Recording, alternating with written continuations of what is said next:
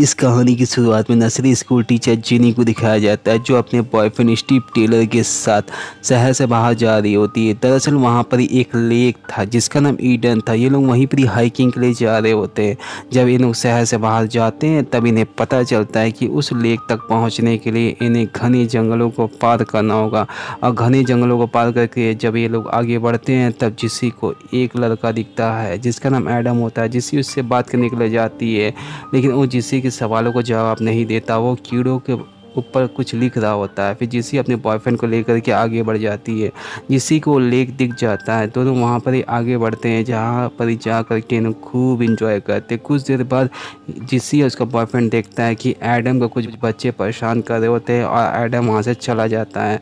और कुछ देर बाद जिसी और उसके बॉयफ्रेंड उसी लेक पे सो जाते हैं। जिससे की आँख लग जाती है। कुछ देर बाद वहाँ पर एक डॉग आके उसके ऊपर भौंकने लग जाता है, जिससे जिससे डर जाती है और उठ जाती है। दरअसल ये डॉग उन्हीं बच्चों का होता है जिन्होंने एडम को यहाँ से डरा के भगाया था। फिर ये बच्चे अपने डॉग को वापस बुला लेते हैं और यहाँ स्टीव भी स्विमिंग करने के लिए चला जाता है। फिर वो पानी के अंदर से देखता है कि जिसी के पास वही डॉग आ गया है और उसके ऊपर भौंक रहा है। इससे उसे काफ़ी गुस्सा आता है। फिर वो उन बच्चों के पास जाता है उन्हें समझाने के लिए, लेकिन वो बच्चे बहुत ही बदतमीज़ होते हैं। वो इसका मजाक उड़ाते हैं और यहाँ पर ही स्टीव उन्हें कुछ कहे बिना ही वहाँ से आ जाता है, क्योंकि वो अपने टूर को ख़राब नहीं करना चाहता था। फिर यहाँ जिसी के ऊपर वो दूरबीन से नज़र रखते हैं, जिससे जिसी इरिटेट होने लग जाती है। कुछ देर के बाद वो बच्चे यहाँ से जाने लगते हैं और वो बच्चे जिसी के ऊपर कमेंट भी करते हैं। उन बच्चों का ग्रुप का लीडर होता है पीटर। और रात होने पर जिसी जब जंगल की ओर देखती है तो उसे बार बार लगता है कि कोई है जो उसके ऊपर नज़र रख रहा है। और यही बात वो स्टीव को ही बताती है और स्टीव भी अपने टेंट से बाहर निकल के देखता है, लेकिन उसे कुछ भी नज़र नहीं आता। फिर ये जैसे तैसे रात को जाते हैं। फिर अगले दिन जब जिसी अपने खाने को देखती है तो वो देखती है कि उसका खाना ख़राब हो चुका था, उसमें कीड़े लग गए थे। फिर ये लोग शहर जाने के लिए जब कार में बैठते हैं तो ये देखते हैं कि इनका कार का टायर पंचर हो चुका था, जिसे उसी बच्चों के ग्रुप ने किया था। फिर स्टीव अपने कार को ठीक करके जब आगे बढ़ता है तो उसी बच्चों के ग्रुप को देख के उसका पीछा करने की कोशिश करता है, लेकिन वो बच्चे यहाँ से भाग जाते हैं। फिर वो एक रेस्टोरेंट में जाता है, वहाँ के ऑनर को उस बच्चों के बारे में बताता है। यहाँ रेस्टोरेंट का ऑनर उन्हीं के ऊपर काफ़ी गुस्सा करने लग जाता है। और यहाँ पर स्टीव जब रास्ते से जा रहा होता है तो कुछ साइकिलों को देख करके वो समझ जाता है कि ये घर उन्हीं बच्चों का है, और उस घर के अंदर घुस जाता है जहाँ घर के अंदर कोई भी नहीं होता है। कुछ देर बाद उस घर का मालिक वहाँ पर ही आ जाता है और उसकी आवाज़ सुन करके स्टीव छिप जाता है, क्योंकि उसके पास कोई भी रीज़न नहीं होता है कि वो इस घर के अंदर में क्यों घुसा है। फिर वो उस घर के पीछे के वाले रास्ते से निकल के भाग जाता है और फिर स्टीव जेनी की कार में आके बैठ जाता है। फिर दोनों उसी लेक की तरफ जाते हैं और वहाँ पे जाके फिर एंजॉय करना शुरू कर देते हैं। दोनों स्विमिंग कर ही रहे होते हैं, तभी स्टीव की नज़र किनारे की हो जाती है और वो देखता है कि उसका बैग गायब हो चुका था, जिसके अंदर उसकी कार की चाबी थी और भी ज़रूरत का सामान था। फिर ये लोग जब कार के पास जाते हैं तब स्टीव देखता है इसका कार भी गायब था, इसे उन बच्चों के ग्रुप ने ही चोरी किया था। ये लोग जब आगे बढ़ रहे होते हैं तभी वो देखते हैं कि उसका कार सामने से आ रहा है और जिसे चला रहा था पीटर।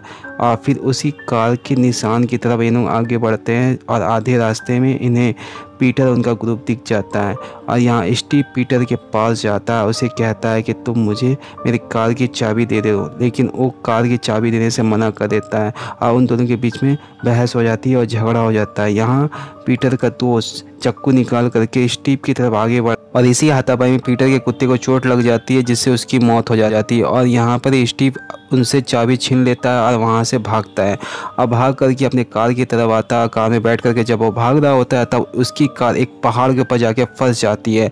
तभी उन बच्चों का ग्रुप वहाँ आ जाते हैं और उनके ऊपर पत्थर से हमला कर देते हैं, जिससे स्टीव की कार की फ्रंट कांच टूट जाती है, जिससे उसे कुछ दिखता नहीं है, उसका एक्सीडेंट हो जाता है। यहाँ वो जिनी को भागने के लिए बोलता है। जिनी भाग करके एक पेड़ के नीचे जाकर छिप जाती है और रात भर वहीं पे छिपी हुई रहती है। और अगले दिन जब वो कार के पास जाती है और देखती है तो स्टीव वहाँ पे नहीं होता। वो काफ़ी परेशान हो जाती है और हर जगह खून के निशान भी थे। जब वो आगे बढ़ती है तो वो देखती है कि स्टीव को पीटर और उसके दोस्तों ने स्टीव को पकड़ के रखा है और कांटे वाले तारों से बांध के रखा है और बहुत ही बुरी तरीके से उसे टॉर्चर कर रहे होते हैं। और वहाँ पर एक लड़की भी थी जो ये सब का वीडियो बना रही होती है और ये सब देख करके जिनी को बहुत ज़्यादा दुख लगता है।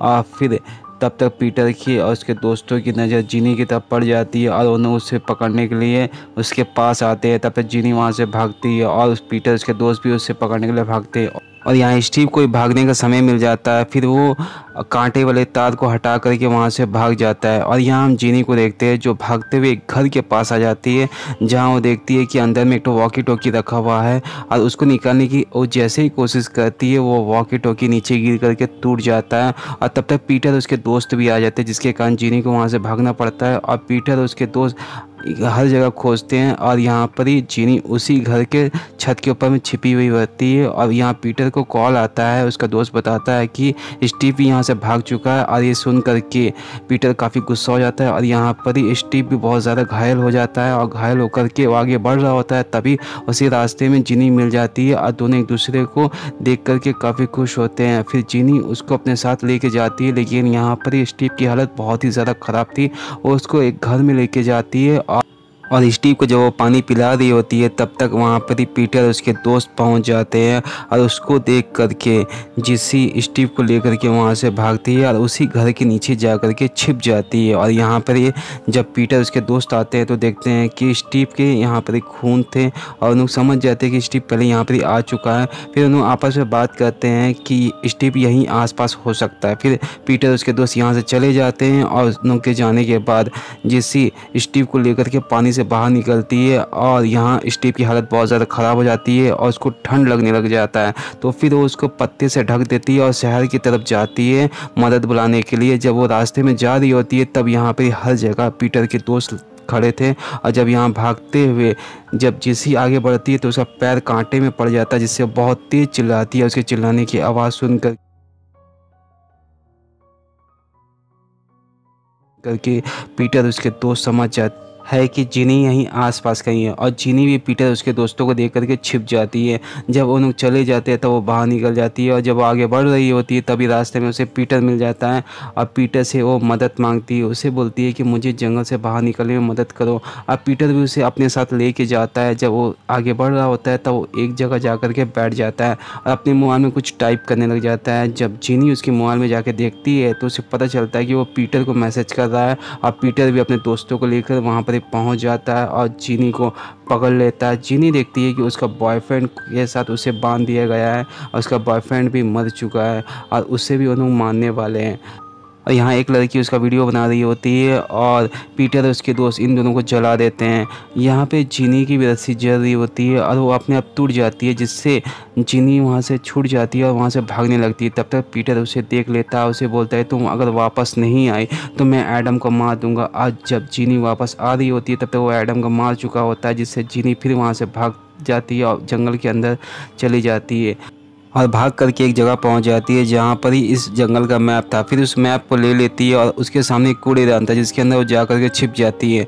यहाँ पीटर और उसके दोस्त भी वहां पहुंच जाते हैं और आसपास जिनी को खोजते हैं, लेकिन जिनी कहीं दिखती नहीं है तो वो वहाँ से चले जाते हैं।